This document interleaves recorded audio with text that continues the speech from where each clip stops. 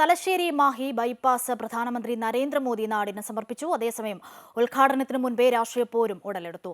മന്ത്രി Muhammad റിയാസും speaker N ഷംസീറും പങ്കെടുത്ത ചടങ്ങും റോഡ് ഷോയും LDF നടത്തിയപ്പോൾ കണ്ണൂർ, വടകര പാർലമെന്റ് മണ്ഡലങ്ങളിലെ സ്ഥാനാർത്ഥികളും BJPയുടെ ദേശീയ ഉപാധ്യക്ഷൻ AP അബ്ദുള്ളക്കുട്ടിയും BJPയുടെ റോഡ് ഷോയ്ക്ക് നേതൃത്വം നൽകി. ബൈപ്പാസിൽ BJPയുടെ പോസ്റ്റർ കണ്ടു. എന്നാൽ കേരളത്തിലെ ജനങ്ങളുടെ മനസ്സിൽ പോസ്റ്ററുണ്ട്. അതിൽ സംസ്ഥാന സർക്കാരിന്റെ പങ്ക് വ്യക്തമാണെന്ന് മന്ത്രി മുഹമ്മദ് റിയാസ് പറഞ്ഞു.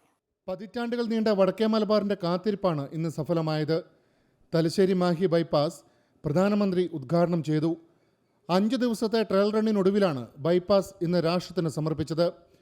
കണ്ണൂർ ജില്ലയിലെ മുഴപ്പിലങ്ങാട് നിന്നാരംഭിച്ച് കോഴിക്കോട് ജില്ലയിലെ അഴിയൂരിൽ അവസാനിക്കുന്നതാണ് 18.6 കിലോമീറ്റർ നീളമുള്ള ബൈപ്പാസ്.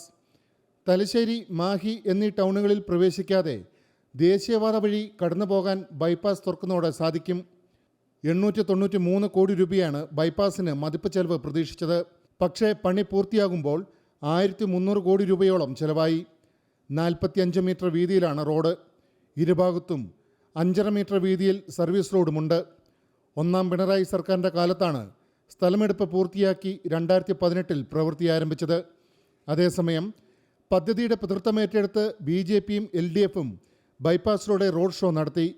മന്ത്രി മുഹമ്മദ് റിയാസും സ്പീക്കർ എൻ ഷംസീറും LDFിൻ്റെ ചടങ്ങിന് നേതൃത്വം നൽകിയപ്പോൾ കണ്ണൂർ, വടകര പാർലമെന്റ് മണ്ഡലങ്ങളിലെ സ്ഥാനാർത്ഥികളും BJPയുടെ ദേശീയ ഉപാധ്യക്ഷൻ AP അബ്ദുള്ളക്കുട്ടിയും BJPയുടെ റോഡ് ഷോയ്ക്ക് നേതൃത്വം നൽകി. ബൈപ്പാസിൽ BJPയുടെ പോസ്റ്റർ കണ്ടു. എന്നാൽ കേരളത്തിലെ ജനങ്ങളുടെ മനസ്സിൽ പോസ്റ്ററുണ്ട്. അതിൽ സംസ്ഥാന സർക്കാരിൻ്റെ പങ്ക് വ്യക്തമാണെന്നും മന്ത്രി മുഹമ്മദ് റിയാസ് പറഞ്ഞു. ബൈപ്പാസിന് മുകളിൽ കുറേ ബോർഡ് കണ്ടു. ബോർഡ് വെച്ചതിനും ചിലർക്ക് ചില ഉദ്ദേശം ഉണ്ടാവും. ബോർഡ് വെച്ചോട്ടെ, എന്തും വെച്ചോട്ടെ, അതിലൊന്നും ഒരു പ്രശ്നമില്ല. പക്ഷേ കേരളത്തിലെ ജനങ്ങളുടെ മനസ്സിൽ പതിഞ്ഞൊരു ബോർഡും പോസ്റ്ററുമുണ്ട്. അതിൽ സംസ്ഥാന സർക്കാരിന്റെ ഇടപെടൽ എങ്ങനെയാണ് എന്ന് ആ മനസ്സിലെ പോസ്റ്ററിലുണ്ട്. ബൈപ്പാസിലെ ടോൾ പിരിവ് ഉദ്ഘാടനത്തിന് മുമ്പ് ആരംഭിച്ചതും കല്ലുകടിയായി. ഫാസ്ടാഗ് സംവിധാനം വഴിയാണ് ടോൾ പിരിവ്. ഫാസ്ടാഗ് ഇല്ലെങ്കിൽ ടോൾ നിരക്കിൻ്റെ ഇരട്ടി തുക നൽകണം. ഫാസ്ടാഗ് എടുക്കാനുള്ള സൗകര്യം ടോൾ പ്ലാസയിൽ ലഭ്യമാക്കുമെന്ന് കരാർ കമ്പനി അറിയിച്ചു.